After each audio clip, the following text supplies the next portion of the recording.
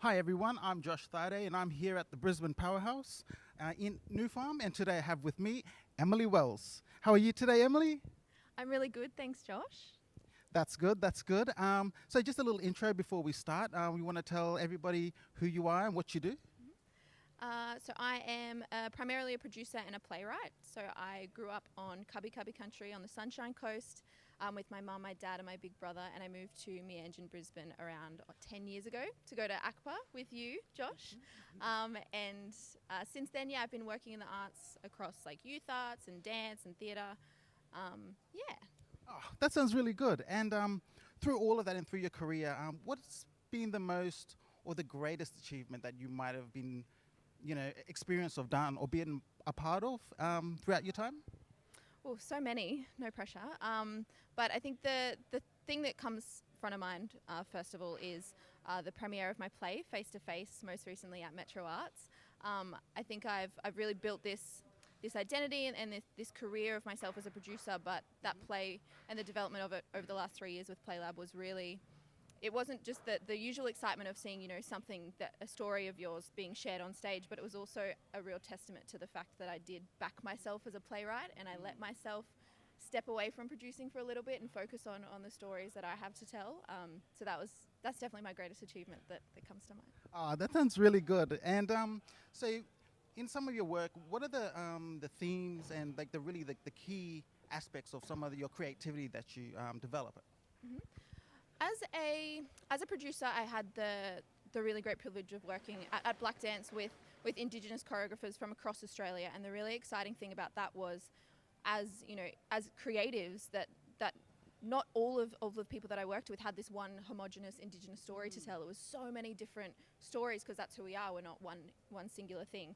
And I found that really translated into myself as a playwright as well. Like I wanted to write about identity and the things that I was, not my identity that I was struggling with, but all of this kind of stuff that was put on top of me as an Indigenous woman, and all this, identity crisis that I apparently had to have as a light-skinned Indigenous woman.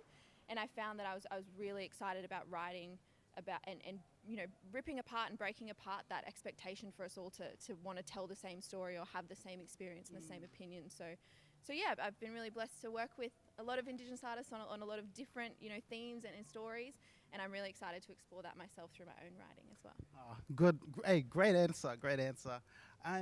Also, are there people throughout your journey that have inspired you or given you a sense of drive that you can build more on your creativity with your writing and your producing as well? Yeah, definitely. I was thinking about this beforehand, and I think it sounds really cliche, but I'm definitely most inspired by all of my peers in the industry. I think, and we were talking about it a bit before this interview as well, is that anyone in the arts doesn't do it for the money, they do it for the love and for the fact that we can't imagine or can't bear to do anything else. So I'm constantly inspired by my peers who, through all of the beautiful and the great things that come with sharing stories, they're also still willing to push themselves through so much, through so many challenges just to be able to share their stories. And I'm not saying that we should have to push through any of that. That's a massive problem in itself. But the fact that we do keep pushing and that our peers do keep, you know, um, aside from all of the adversity and all of the things that are thrown at them, keep, committed to this drive within them. That's really what drives me, is to be, alongside them, sharing our stories. That's great. That's great. And also, what really for some of your working creativity, is there a being solely mainly based in Brisbane? Was there a place that you'd like to go to find inspiration when you're creating work? Is there a certain place that you like to go to? If it could be a friend or an old hometown place that might draw inspiration from when you're creating your work. Yeah, I'm not sure it's exactly like a place, but I am really excited by the Powerhouse here, because this is where my journey into the arts really kicked off. I think like it was one of the first places that I did a project outside of ACPA, and that was with Alethea Beats and Did You Youth Arts, and the project was working on this story called Indigenous, And I remember going to rehearsals because the Youth Arts had done a call out for, anyone to lend a hand, and I just went, I'll do anything. I just want to be around the arts. And I went to rehearsals, and I met Alethea for the first time, and she was like, all right, you can stage manage the show. And I was like, yeah, great. And then I got on the train on the way home and was like, what the heck does a stage manager do? And then I got to work on this incredibly beautiful play here with, at the end of it as well, it was like 90% ACPA students as well that I'd already met or had studied with before. And that was what really kick-started my journey, and was really, that was where I found one of my first homes in the arts with Digi Youth Arts.